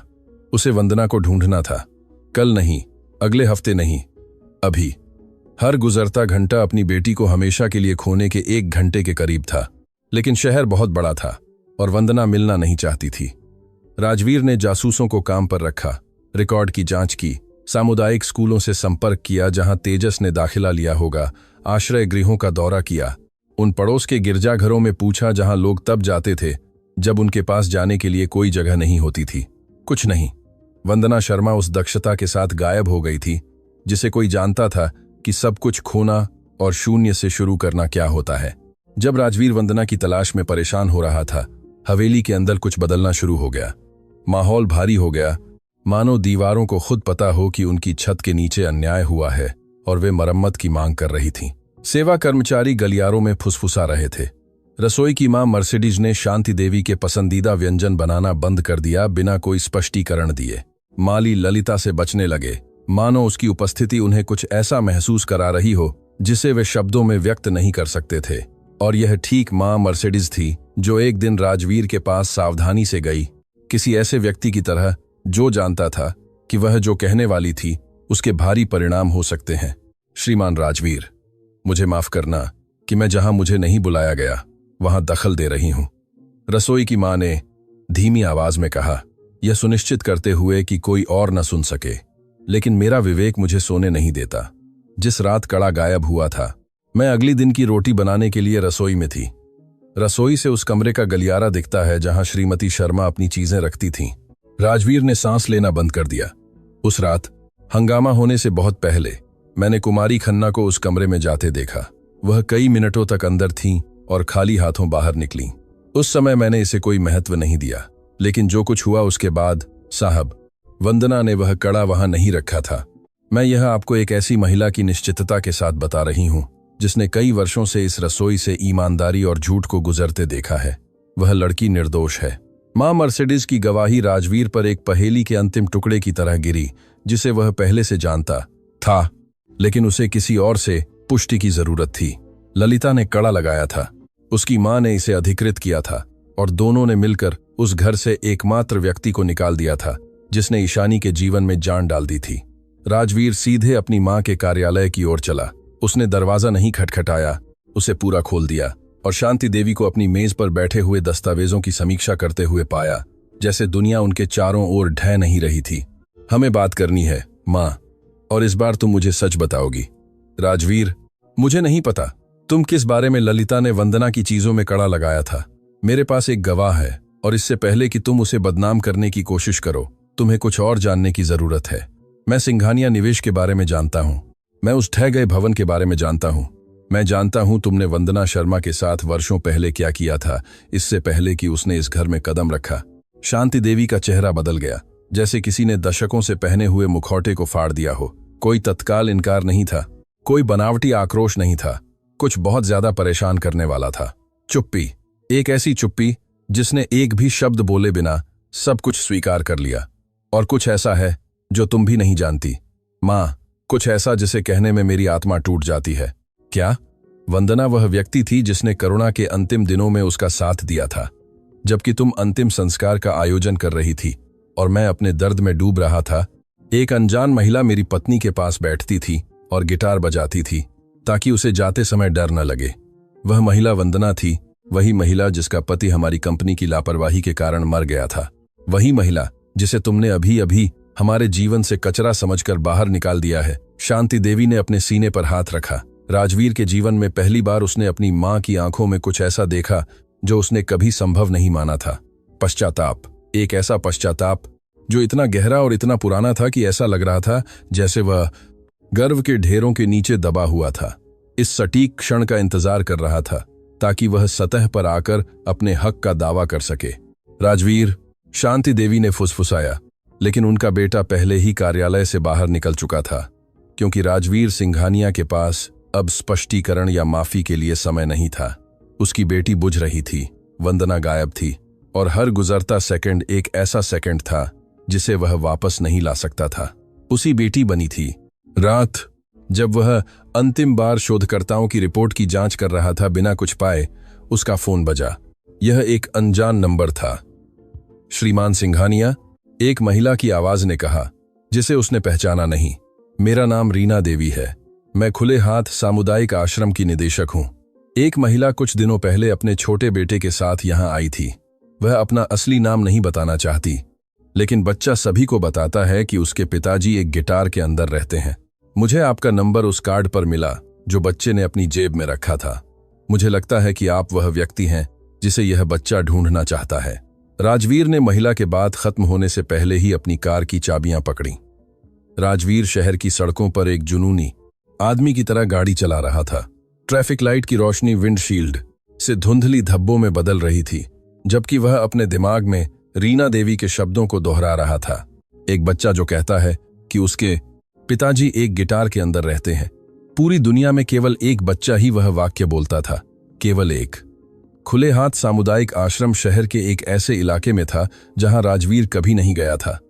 जैसे जैसे वह आगे बढ़ रहा था, सड़कें संकरी होती गईं, इमारतें नीची होती गईं, फुटपाथ और ज्यादा टूटे हुए हो गए। जब वह अंततः आश्रम के सामने रुका तो उसे कुछ सेकंड के लिए कार के अंदर रहना पड़ा, अपने हाथों के कांपने को नियंत्रित करने की कोशिश करते हुए, इससे पहले कि वह बाहर निकलता। इमारत एक साधारण निर्माण था जिसकी दीवारें एक बार चमकीले रंग से रंगी गई थीं, लेकिन समय ने उसे एक थके हुए रंग में बदल दिया था। दरवाजे के पास एक बोर्ड पर लिखा था, खुले हाथ सामुदायिक आश्रम, क्योंकि किसी को भी रात अकेले नहीं गुजारनी चाहिए। रीना देवी उसका प्रवेश द्वार पर इंतजार कर रही थी। वह एक दृढ़ नजर और वर्षों के सामाजिक कार्य से खुरदुरे हाथों वाली महिला थी। ऐसी व्यक्ति जिसने इतना दुख देखा था कि अब वह किसी भी चीज से हैरान नहीं होती थी, लेकिन वह इतनी कठोर भी नहीं हुई थी कि भावुक होना बंद कर दे। श्रीमान सिंघानिया, इससे पहले कि आप अंदर जाएं, मुझे आपको कुछ समझाना है, रीना ने शांत लेकिन सीधी आवाज में कहा। जब वह महिला और बच्चा यहां आए थे तो वह बहुत नाजुक भावनात्मक स्थिति में थी। उसने अपना असली नाम नहीं बताना चाहा। उसने अपना नाम मारिया बताया। लेकिन बच्चे तब झूठ नहीं बोल सकते जब उन्हें कुछ दुख होता है। तेजस किसी भी व्यक्ति को जो सुनना चाहता था बताता रहता था कि उसकी मां दुनिया का सबसे सुंदर गिटार बजाती है और उसे ईशा नाम की एक लड़की की याद आती है। उस बच्चे के मुंह से अपनी बेटी का नाम सुनकर राजवीर को अपने सीने के बीचों बीच सीधा झटका लगा। मैंने उसे एक रात आश्रम के आंगन में रोते हुए पाया, रीना ने जारी रखा। वह जमीन पर बैठी थी, अपने गिटार को गले लगाए हुए, ऐसे झूल रही थी जैसे गिटार एक बच्चा हो। मैंने उससे कुछ नहीं पूछा, मैं बस उसके बगल में बैठ गई। बहुत देर बाद उसने मुझसे केवल एक वाक्य कहा, उन्होंने मुझसे वह सब कुछ छीन लिया जो मेरे पास अच्छा था, और वह भी मेरी गलती नहीं थी। मुझे उस समय समझ नहीं आया कि इसका क्या मतलब था। लेकिन अब जब मैं आपको यहाँ देखती हूँ तो मुझे लगता है कि मैं समझना शुरू कर रही हूँ। क्या मैं उससे मिल सकता हूँ? राजवीर ने फंसती आवाज में पूछा। हाँ, लेकिन मैं आपको चेतावनी देती हूँ, उस महिला का स्वाभिमान घायल है और स्वाभिमान के घाव सबसे देर से भरते हैं। यह आसान नहीं होगा। रीना ने उसे एक संकरे गलियारे से होते हुए एक अंदरूनी आंगन तक ले गई, जहां कई बच्चे धीमी आवाज में बजने वाली स्पॉटलाइट की रोशनी में खेल रहे थे। और वहीं सबसे दूर की दीवार से लगी एक लकड़ी की बेंच पर बैठी समीर का गिटार उसके बगल में एक शांत साथी की तरह रखा हुआ था। वंदना शर्मा थी। राजवीर कई मीटर दूर रुक गया। वंदना की नजर जमीन पर कहीं खोई हुई थी। उसके हाथ उसकी घुटनों पर गूंथे हुए थे। वह पिछली बार से पतली लग रही थी। उसकी आंखों के नीचे छाया थी जो रातों की नींद, हराम और अपर्याप्त भोजन वाले दिनों की कहानी कहती थी। लेकिन फिर भी, उन परिस्थितियों में भी उसकी मुद्रा में कुछ ऐसा था जो टूटने से इनकार कर रहा था। एक गरिमा जो ऐसे पदार्थ से बनी प्रतीत होती थी जिसे कोई अपमान नहीं झुका सकता था। तेजस ने उसे सबसे पहले देखा।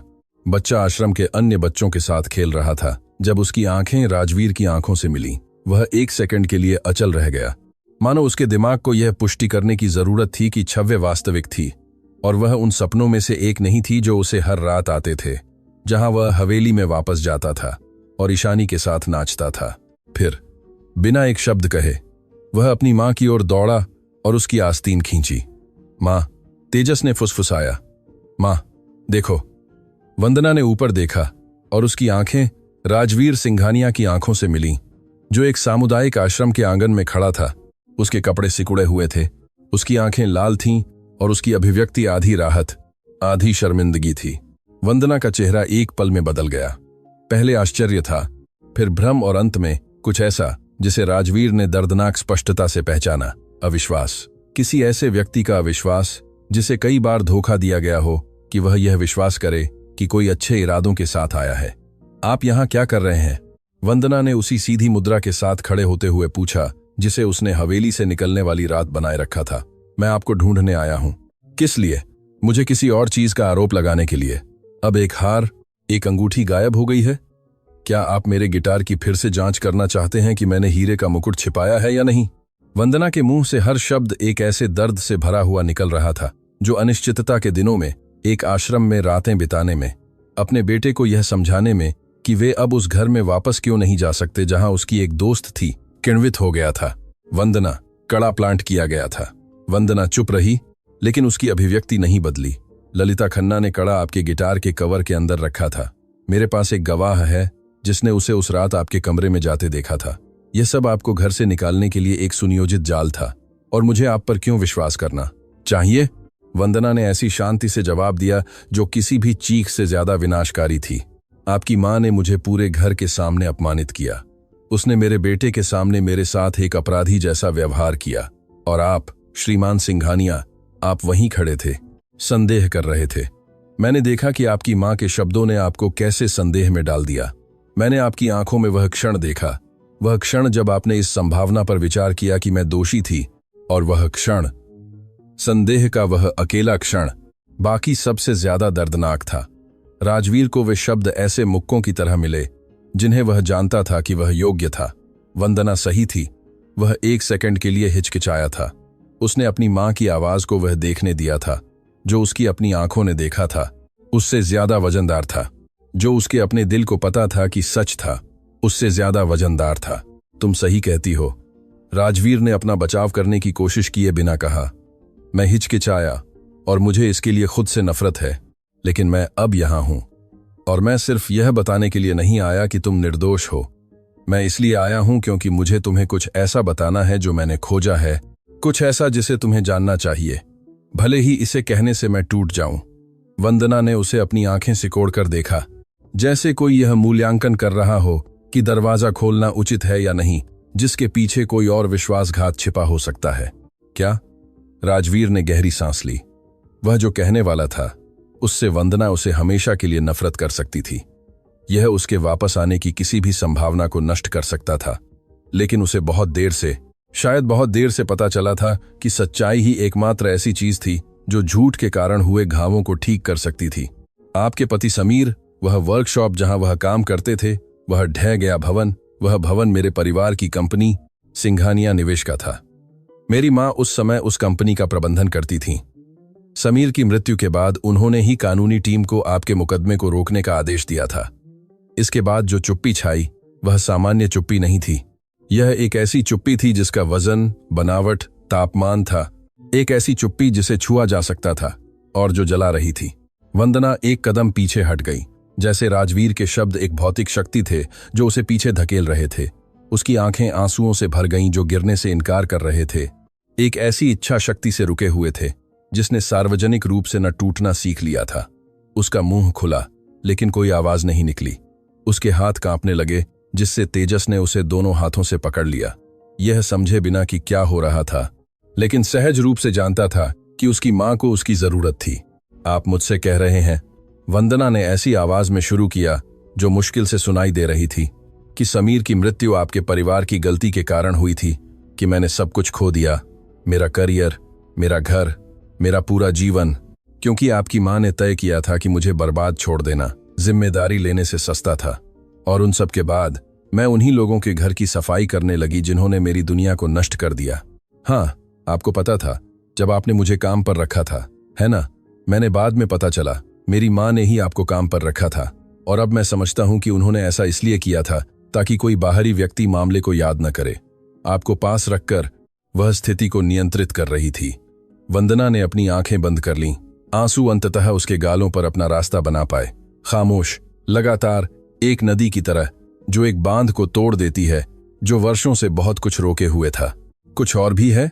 राजवीर ने पूछा, और उसकी अपनी आवाज अगले शब्द बोलते हुए टूट गई। मेरी पत्नी करुणा अपनी मृत्यु से पहले आशा घाटी अस्पताल में अपने अंतिम हफ्ते बिता रही थी। एक स्वयंसेविका उसे हर दिन मिलने आती थी और उसका दर्द कम करने के लिए गिटार बजाती थी। वह स्वयंसेविका आप थीं, वंदना। आपने मेरी पत्नी को उसके अंतिम दिनों में साथ दिया, और उन दोनों में से किसी को कभी नहीं पता चला कि दूसरा कौन था। वंदना ने अपनी आंखें खोल दी। उसकी अभिव्यक्ति दर्द से अविश्वसनीयता में बदल गई। अविश्वसनीयता से कुछ ऐसा हो गया जिसका किसी भी भाषा में कोई नाम नहीं था। एक ऐसी भावना जो इतनी जटिल और इतनी गहरी थी कि एक ही पल में सदियों के मानव इतिहास को समाहित किए हुए थी। करुणा, वंदना ने फुसफुसाया। पिछली कमरे की महिला जिसने मुझसे हर शाम वह लोरी बजाने के लिए कहा था, क्योंकि वह कहती थी कि यह उसे अपनी बेटी की याद दिलाती है। राजवीर जवाब नहीं दे सका। आंसुओं ने उसे हरा दिया और वह उस बेंच पर गिर पड़ा जहां वंदना कुछ पल पहले बैठी थी। अपने हाथों से अपना चेहरा ढक लिया, जबकि उसका शरीर ऐसी सिसकियों से हिल रहा था जो इतनी गहरी जगह से आ रही थी कि ऐसा लग रहा था जैसे वे उसकी आत्मा के टुकड़े फाड़ रही हों। मैं ईशानी के लिए गाती थी, वंदना ने जारी रखा, और अब वह भी बिना रोक टोक रो रही थी। करुणा मुझसे हर दिन अपनी बेटी के बारे में बात करती थी। उसने मुझसे कहा था कि वह दुनिया की सबसे प्यारी बच्ची है, कि उसकी हंसी किसी भी कमरे को रोशन कर सकती है। उसने मुझसे कहा था कि अगर कभी जीवन मुझे किसी उदास बच्चे के सामने ले आए तो मैं उसे वह गाना बजाऊं, क्योंकि उस गाने में किसी भी दर्द को ठीक करने की शक्ति थी। वही गाना जो आपने ईशानी को उस रात बैठक में बजाया था। राजवीर ने ऊपर देखते हुए बुदबुदाया। यह करुणा का गाना था, वह गाना जो आपकी पत्नी ने अपनी बेटी के लिए मुझे सिखाया था, यह जाने बिना कि एक दिन मैं उसे बजाऊंगा। तेजस अपनी मां और राजवीर को देख रहा था, यह पूरी तरह से समझे बिना कि क्या हो रहा था, लेकिन बचपन की उस पवित्र अंतर्ज्ञान से जानता था कि उसी समय उस आश्रम के आंगन में कुछ बहुत बड़ा टूट रहा था और फिर से बन रहा था। श्रीमान सिंघानिया, वंदना ने अपनी हथेली से आंसू पोंछते हुए कहा, जब मैंने नौकरी स्वीकार की थी तो मुझे नहीं पता था कि आप लोग कौन थे। मैंने कभी उपनाम नहीं जोड़ा। जब मैंने ईशानी को उन सीढ़ियों पर अकेली बैठी देखा तो मैंने केवल एक उदास बच्ची को देखा। मैंने उस आदमी की बेटी को नहीं देखा जिसके परिवार ने मेरा परिवार नष्ट कर दिया था। मैंने एक ऐसी बच्ची को देखा जिसे ठीक वही चीज की जरूरत थी जो मेरे बेटे को थी। कोई ऐसा व्यक्ति जो उसे याद दिलाए कि जीवन अभी भी सुंदर हो सकता है। और अब जब आप सब कुछ जानती हैं, राजवीर ने अपनी आवाज में वास्तविक डर के साथ पूछा, अब जब आप जानती हैं कि हम कौन हैं, हमने क्या किया, मेरी मां ने आपके साथ क्या किया, क्या आप हमें माफ कर सकती हैं? वंदना ने अपने बेटे की ओर देखा, जिसने अभी भी अपनी उंगलियों को उन छोटे हाथों से पकड़ा हुआ था जो उपनामों, कंपनियों या कानूनी मुकदमों को नहीं समझते थे। फिर उसने समीर के गिटार की ओर देखा जो दीवार से टिका हुआ था, हमेशा की तरह चुपचाप इंतजार कर रहा था। समीर ने मुझे कुछ ऐसा सिखाया जो मैं कभी नहीं भूली, वंदना ने आंसू के बावजूद दृढ़ आवाज में कहा। उसने मुझसे कहा कि संगीत दर्द को कुछ सुंदर में बदलने के लिए मौजूद है, कि अगर कोई नाराजगी में फंसा रहता है तो गिटार बजना बंद कर देता है, और मैं इस गिटार को बजना बंद नहीं होने दे सकती श्रीमान सिंघानिया, क्योंकि जिस दिन यह बजना बंद कर देगा मैं समीर को हमेशा के लिए खो दूंगी। राजवीर उस पल समझा कि वंदना माफ करने की बात नहीं कर रही थी, वह कुछ बहुत ज्यादा गहरा कह रही थी कि उसने नफरत से ऊपर संगीत को चुना, प्रतिशोध से ऊपर जीवन को चुना, अतीत से ऊपर भविष्य को चुना। इसलिए नहीं कि यह आसान था, बल्कि इसलिए कि यह उस आदमी का सम्मान करने का एकमात्र तरीका था जिसने अपनी आत्मा एक गिटार के अंदर डाल दी थी।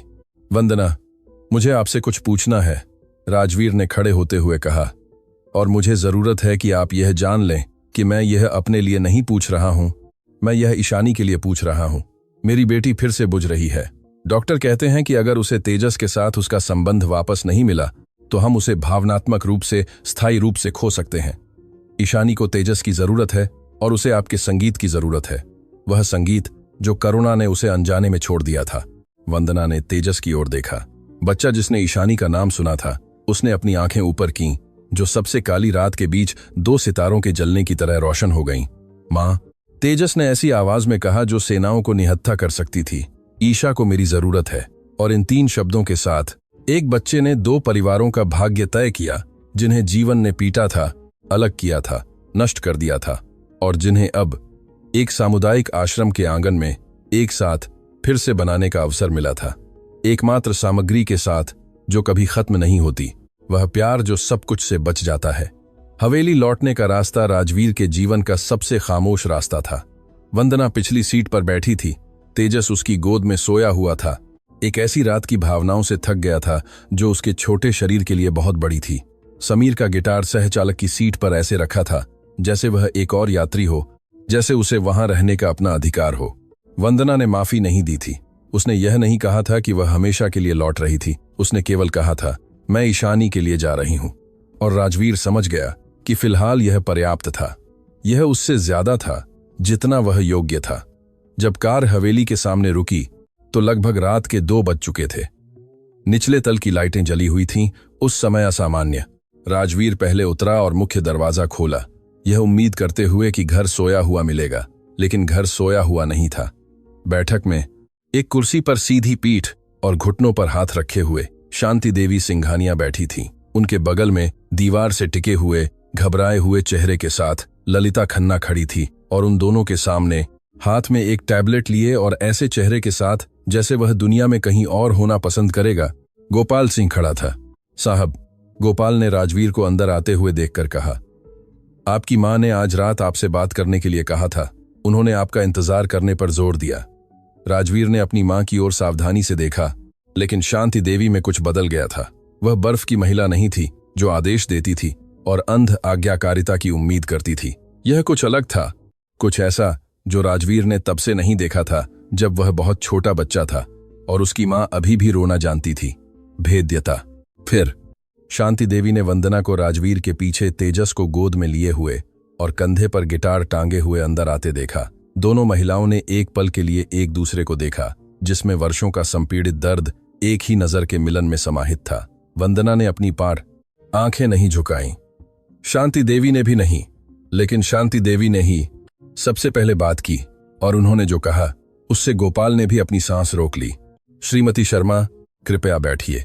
यह कृपया शांति देवी के मुंह से ऐसे निकला जैसे उन्हें हर अक्षर को अपने अंदर से किसी गहरी और जंग लगी जगह से निकालना पड़ा हो, एक ऐसी जगह जहां दशकों से बिना उपयोग के दयालु शब्द जमा थे। वंदना तेजस को अभी भी अपने सीने से लगाए बैठी थी। राजवीर उसके बगल में खड़ा रहा, यह नहीं जानता था कि क्या उम्मीद करे। मेरे बेटे के आज रात चले जाने के बाद शांति देवी ने धीमी आवाज में शुरू किया, मैं अपने कार्यालय में अकेली रह गई और बहुत समय बाद पहली बार मैंने खुद को आईने में देखा। मुझे वह पसंद नहीं आया जो मैंने देखा। बैठक में पूर्ण शांति थी। ललिता भी जोर से सांस लेने की हिम्मत नहीं कर रही थी। जब मेरे पति की मृत्यु हुई और उन्होंने मुझे अपने व्यवसाय का प्रभारी छोड़ दिया, तो मैं एक ऐसी महिला थी जो व्यावसायिक दुनिया के बारे में कुछ नहीं जानती थी। मैंने जल्दी सीखा, क्योंकि मेरे पास कोई और विकल्प नहीं था। लेकिन मैंने जो सीखा वह किसी भी कीमत पर अपनी चीजों की रक्षा करना था। मैंने जो भी निर्णय लिया वह इस परिवार को बचाने के लिए था, ताकि राजवीर का भविष्य हो, ताकि सिंघानिया उपनाम का अभी भी कुछ मतलब हो। और उस प्रक्रिया में मैं ऐसी व्यक्ति बन गई जिसने लोगों को देखना बंद कर दिया और केवल खतरों को देखने लगी। शांति देवी ने एक पल का विराम लिया।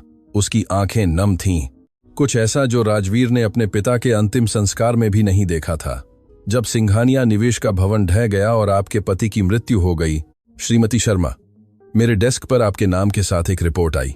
आप एक कानूनी दस्तावेज में एक पंक्ति थीं, एक समस्या जिसे हल करना था, एक जोखिम जिसे बेअसर करना था।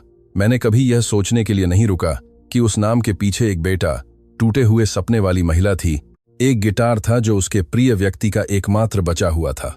मैंने आपको अपने कागजों से मिटा दिया और ऐसे आगे बढ़ गई जैसे कुछ हुआ ही न हो। वंदना बिना हिले डुले सुनती रही। आंसू चुपचाप तेजस के बालों पर गिर रहे थे। और जब मैंने आपको यहां काम पर रखा तो मैंने ऐसा इसलिए किया क्योंकि आपका नाम आवेदकों की सूची में आया और मेरे अंदर कुछ ऐसा जिसकी मैंने जांच नहीं करना चाहा ने मुझसे कहा कि आपको पास रखने से मैं यह सुनिश्चित कर सकती हूं कि अतीत दफन रहे। यह नियंत्रण का वेश धारण किया हुआ कायरता का कार्य था। शांति देवी धीरे धीरे खड़ी हुई, एक ऐसी कठिनाई के साथ जो शारीरिक नहीं बल्कि भावनात्मक थी, जैसे उनके अपने शब्दों का वजन उनकी पीठ को झुका रहा हो। मैं आपसे माफी नहीं मांगूंगी क्योंकि मैं जानती हूं कि कुछ बातें शब्दों से माफी नहीं की जा सकती, लेकिन मैं कुछ ऐसा करूंगी जो मुझे बहुत पहले कर देना चाहिए था। वह ललिता की ओर मुड़ी जो बैठक के संगमरमर की तरह पीली पड़ गई थी। ललिता, तुमने ही कड़ा श्रीमती शर्मा की चीजों में रखा था। मां मर्सिडीज ने तुम्हें उस रात कमरे में जाते देखा था और तुमने ही राष्ट्रीय संगीत महाविद्यालय से वंदना को संबोधित एक चिट्ठी को रोका था। एक चिट्ठी जो उसे कभी नहीं मिली क्योंकि तुमने तय किया कि वह उसकी हकदार नहीं थी। ललिता ने अपना बचाव करने के लिए मुंह खोला, लेकिन शांति देवी ने अपना हाथ उठाया। इस बार वह अधिकार नहीं था जो दबाने के लिए था, बल्कि सुधारने के लिए था। मुझे स्पष्टीकरण की जरूरत नहीं है। मुझे जरूरत है कि तुम चिट्ठी अभी दे दो और कल सुबह सबसे पहले अपनी चीजें उठा लो। इस घर में तुम्हारा समय खत्म हो गया है। ललिता ने राजवीर की ओर देखा, किसी तरह की मदद, किसी हस्तक्षेप की तलाश में जो उसे बचा सके, लेकिन राजवीर की आंखें अपनी मां पर टिकी थीं और जो कुछ उनमें झलक रहा था वह जीत या संतुष्टि नहीं थी। यह एक बेटे के आश्चर्य जैसा था जिसने पाया कि उसकी मां अभी भी उसे चौंका सकती है। कांपते हाथों से ललिता ने अपनी जैकेट से एक मुड़ा हुआ लिफाफा निकाला और उसे बैठक की मेज पर रख दिया। फिर बिना एक शब्द कहे वह दरवाजे की ओर चली और रात के अंधेरे में गायब हो गई। किसी ने उसे रोका नहीं, किसी ने उसे विदा नहीं किया। उसका प्रस्थान उतना ही शांत था जितना उसकी सभी जोड़ तोड़ थीं। केवल इस बार चुप्पी में जहर नहीं बल्कि हार छिपी थी। शांति देवी ने लिफाफा उठाया और उसे वंदना को दे दिया। यह आपका है। वंदना ने कांपते हाथों से चिट्ठी ली, उसे धीरे धीरे खोला, उसकी सामग्री पढ़ी और उसके चेहरे पर जो उभरा वह कुछ ऐसा था जिसे उस कमरे में कोई भी व्यक्ति कभी नहीं भूलेगा। आशा, शुद्ध अप्रत्याशित आशा, उतनी ही नाजुक और शक्तिशाली जितनी एक गिटार का पहला स्वर जो वर्षों से शांत पड़ा था। यह एक छात्रवृत्ति है। वंदना ने फुसफुसाया, महाविद्यालय चाहता है कि मैं वापस आऊं।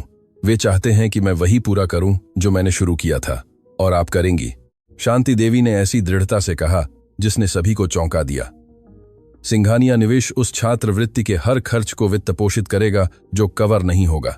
आपके और आपके बेटे के लिए आवास, सामग्री, परिवहन, सब कुछ दान के रूप में नहीं बल्कि उस कर्ज के रूप में जो यह परिवार आपका बकाया है और जिसे बहुत समय से चुकाया नहीं गया है। राजवीर ने अपनी मां की ओर देखा और वर्षों में पहली बार महसूस किया कि वह महिला जिसने उसे पाला था, वह महिला जो व्यावसायिक दुनिया के कठोर होने से पहले मौजूद थी, वापस आ गई थी। पूरी नहीं, परिपूर्ण नहीं, लेकिन मौजूद। और वह एक शुरुआत थी। वंदना चिट्ठी को अपने सीने से लगाए हुए थी जैसे वह समुद्र के तल से बरामद एक खजाना हो। लेकिन इससे पहले कि वह जवाब दे पाती, एक आवाज ने बैठक में सभी को सीढ़ियों की ओर मोड़ दिया। छोटे नंगे पैर के कदम सीढ़ी दर सीढ़ी नीचे आ रहे थे, बच्चों की उस सावधानी के साथ जो आधी रात को उठते हैं, एक ऐसी प्रवृत्ति का पालन करते हुए जिसे वे समझा नहीं सकते। ईशानी अस्त व्यस्त बालों और नींद से आधी झुकी आंखों के साथ सीढ़ियों के नीचे दिखाई दी, लेकिन वे आंखें पूरी तरह से खुल गईं जब उसने देखा कि बैठक में क्या था, या ज्यादा सटीक रूप से कौन था। तेजस, ईशानी ने फुसफुसाया। बच्चा जो हरकत से जाग गया था, उसने अपनी मां की गोद से अपना सिर उठाया और सीढ़ियों की ओर देखा। ईशा। तेजस वंदना की बाहों से नीचे उतरा और ईशानी की ओर दौड़ा। लड़की अंतिम सीढ़ियां उतरी और उसकी ओर इतनी तेजी से दौड़ी जिसने दिनों से उसे खा रहे भावनात्मक सुस्ती को झुठला दिया। वे बैठक के केंद्र में मिले और एक दूसरे को ऐसी अत्यधिक शक्ति के साथ गले लगाया जो बच्चों के गले लगाने में होती है जब वे किसी ऐसे व्यक्ति से मिलते हैं जिसे वे खो चुके मानते थे। तुम चले गए थे, ईशानी ने टूटी हुई आवाज में कहा, और यह 2 शब्दों का वाक्य उस परित्यक्तता को समाहित किए हुए था जिसे उस बच्ची ने पहले अपनी मां को खोने से और फिर अपने एकमात्र दोस्त के गायब होने से जमा किया था। लेकिन मैं वापस आ गया हूं, तेजस ने अपनी उस विशाल सादगी के साथ जवाब दिया जो उसका उपहार था, और मैं अपने पिताजी का गिटार लाया हूं ताकि तुम्हारी मां आसमान में हमें फिर से नाचते हुए सुन सके।